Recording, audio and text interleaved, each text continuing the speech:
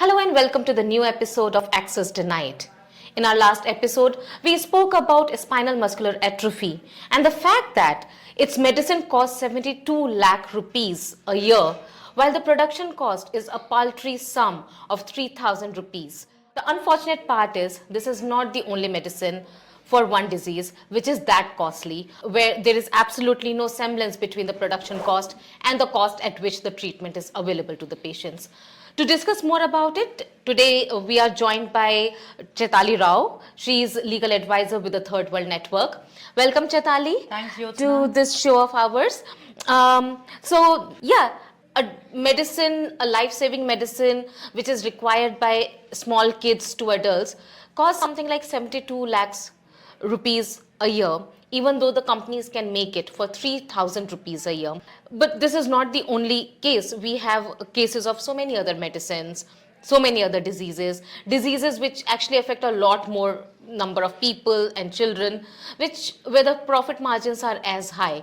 So would you like to tell us something about it? Which are the other diseases which get affected like this?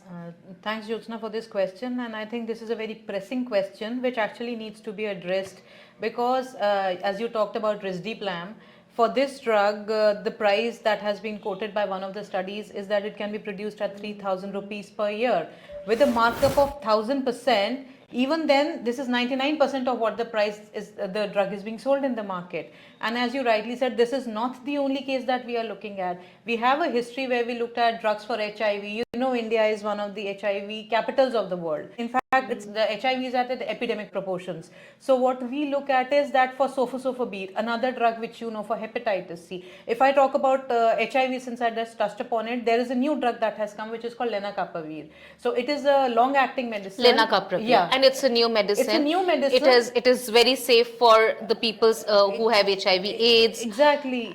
They do not have resistance to it. It has a good profile for it. It has a very good profile, and it is touted to be as a cure, because in that case women can actually prevent themselves from getting this infection also. It is touted as such a good medicine for prevention of HIV. So it is preventive. It is also preventive and it cures and it prevents both. Exactly. And you know the price at which the company is selling the drug is close to $45,000 per person per year.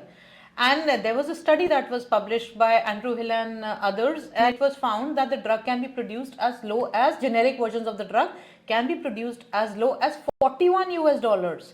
So this is the kind of gap that exists between. Can be produced for $41 a year. Yeah, and it is being sold at $45,000 a year. So you can see the difference in the price. And this is not the only one, as I just touched upon sofosbuvir. There was a study that was done by another group of people who were looking at the price gaps in between. And there it was found that the originator price for this drug was $40,000 and it could be produced at less than $28. This is, I'm talking about HIV, Hep C and all that.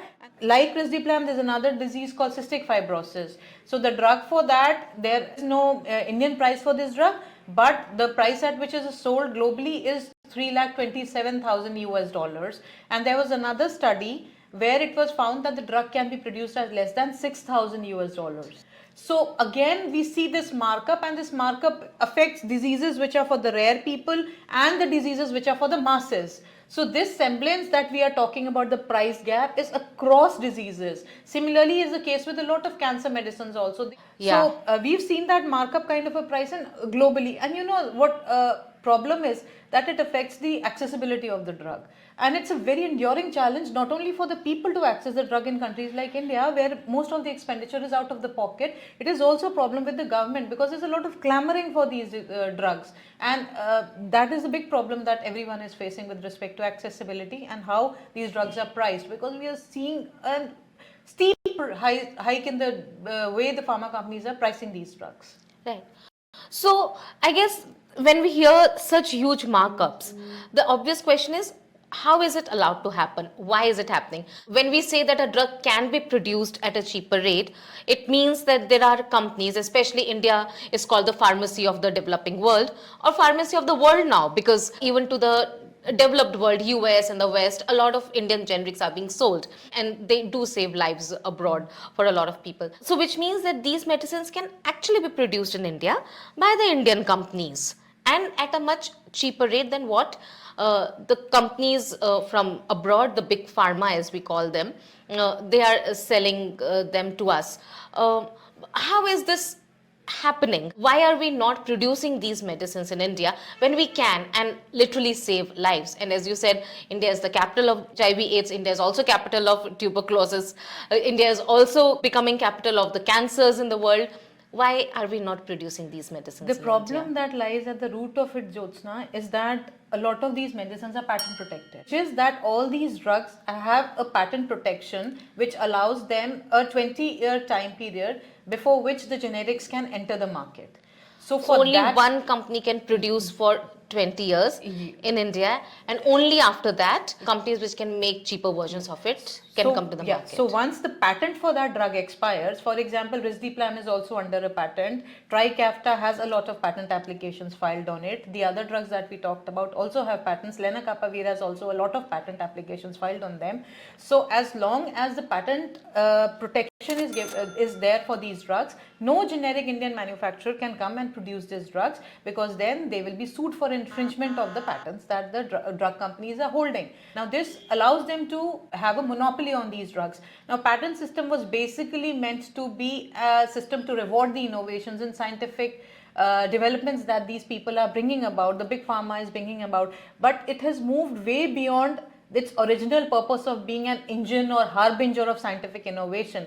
For example, there was a study by IMAC in US where it was found that Humira is protected by some 200 plus patents. Humira is A drug which is a monoclonal antibody by adalimumab that is used as a treatment for rheumatoid arthritis. So that drug is protected by more than 200 patents. When is a drug filed? A drug is filed when it is in the initial years of development. At that time, a patent is filed on that drug.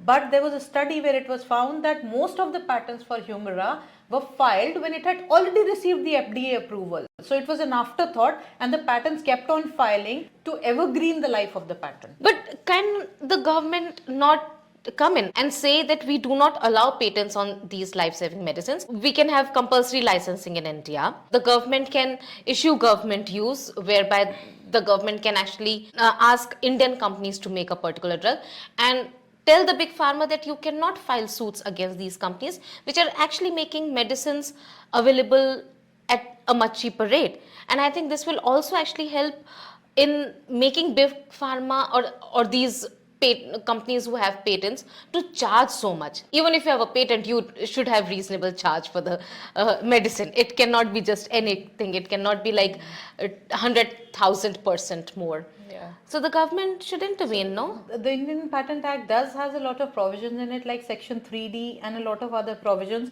which prevent evergreening of the patent. But the only problem is how robustly India is using those provisions. So for a lot of drugs, the examination process needs to be more robust, because it also needs to take into consideration the public health aspect of a lot of things. So I think one of the aspects that can be looked at is how robust the patent system is and how robustly we are using Section 3D, because India was the initial country that put in this provision when TRIPS came into being. And Section 3D is something which does not allow evergreening. Yeah, secondary patenting of drugs, it does not allow. There are certain criteria in Section 3D which were meant to prevent evergreening and secondary patent. So now the another question is that India also has a lot of other mechanisms in its Patent Act, which is like Section 100. Now, Section 100 is also something called as the government use. Anytime after the patent application is filed or the patent is granted, the drug or the medicine is not available to the people at that time, or the patent is not being utilized for public purposes, then at that time the government can also utilize Section 100. But you know, one of the biggest things that comes out from all this is that we need to look at local production. India is known as the pharmacy of the world, and the drugs that we are talking about, a lot of them, for Risdiplam, for Trikafta, all these drugs are small molecules which are relatively less complex to manufacture. India has a robust capability to produce small molecules. We supplied HIV drugs at such a cheap price that nobody could imagine that. So local production will definitely help, at least in case of rare diseases. In case of sickle cell anemia, there is a drug called hydroxyurea, which is actually the lifeline of patients for sickle cell. So in that case, we did not have an oral formulation of hydroxyurea.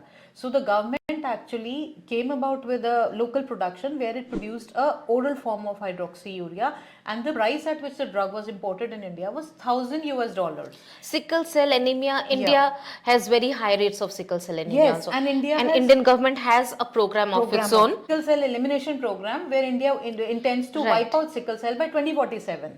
That is the target. Yeah, that is the target. And the government has to do it. Yeah. And therefore government did this thing where they said we will produce the drug. Yeah, and they produced it, and it has amazing shelf life. It can be used for children where dose calibrization is a problem. It can be used for adult and geriatric population. But the problem is that the Indian government also took out a very nice policy where it said under the rare diseases that we will look at local production of drugs for rare diseases, because drugs for rare diseases are really expensive. So, but in the first phase they only looked at non-patented drugs. So in the second phase, need to look said at they will, patented drugs. In the report that came out, they said that they may look at the patented drugs also, but the problem is a lot of these drugs are patented. So we need to look at local production for the drugs for rare diseases, and also for a lot of local production for where India is the breast cancer capital of the world. We have high rates of cervical cancer. The drugs for all of these are very expensive. I think tangentially picking up from rare diseases, local production can be utilized for a lot of areas where drugs are not available at a cheaper price. So you talked about sickle cell anemia. So it was a patented medicine. It was an off-patented medicine. It was an off-patented medicine, and that's where the But the government combination was not there. Nobody had an oral hydroxyurea combination in the world. In India, nobody had. Globally also, there is only, I think, I don't remember at how many companies, but we were importing it at a price of $1,000. And it brought down the price to $5 from $1,000 the price. Acom Pharmaceuticals came out with this oral suspension, and the price has been reduced to $5 to $7. This is the kind of reduction we can see when the government gets into the local production area. So maybe one can summarize by saying that yes, we know markups are really high, especially when the big pharmaceutical companies are involved. And the drugs we talked about actually includes companies like Roche, Gilead, and all of them. Very greedy companies, if we can say. And only answer would be local production. But for that, the Indian government has to take a very strong stand against the patented medicines and say that we will, for the sake of Indian population, we will allow local production even for the patented medicines and go for them and issue compulsory license of government use. I should add that the government can look very much at the local production for a lot of drugs where there is a need and where there are really access challenges with respect to it. And I think for drugs for rare diseases, there's a mechanism called pool procurement. Where the population size is less, the government can also look at pool procurement, because pool procurement has delivered for where the Economy of scale, as they call it. Exactly. Their pool procurement has helped. Right. So I think in rare diseases where we have a lesser population size, even pool procurement can be looked at by the government. I think this was really good, and we not only learned that prices are high, we also learned that if there's a will of the government, the price can be brought down the way it was brought down for in sickle cell anemia. Exactly. And hopefully we'll eliminate that. But hopefully we'll eliminate other diseases too. Sure. If We there's look will. forward to Thank you, that. Chaitali, for Thank you joining so us much, today. Jyotsna. It was a Thanks for pleasure. listening and watching us.